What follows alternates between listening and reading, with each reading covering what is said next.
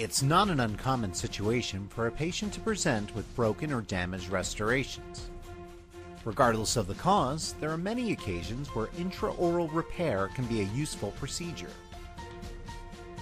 Some examples include repair of direct and indirect composite restorations, repair of porcelain fused to metal, repair of zirconia alumina restorations, repair of porcelain, and repair of lithium disilicate restorations. The key to successfully repairing a restoration, as with any clinical case, is the proper choice of restorative materials. BISCO's Intraoral Repair Kit includes all the necessary materials. Following are the recommended steps to ensure a long-lasting restoration.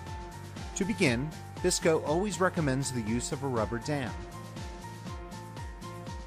Place barrier gel where etching is not desired. Apply 9.5% porcelain etchant to the dry porcelain surface for 90 seconds.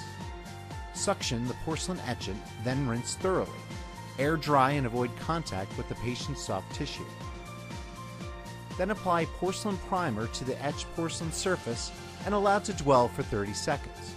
Dry with an air syringe. Next, apply Z-Prime Plus to the exposed metal, zirconia, alumina, and air dry for 3 to 5 seconds with an air syringe.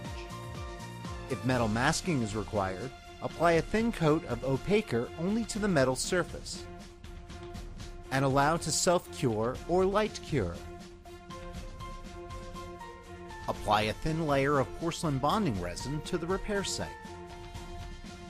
Complete the repair by placing your composite of choice, then finishing and polishing to a fine luster.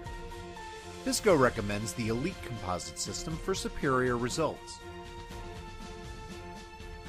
Regardless of the cause of porcelain chipping, wear, or delamination, the Intraoral Repair Kit can save you time, is a cost-effective solution for you and your patient, is highly aesthetic, and is a durable solution for addressing a restorative failure.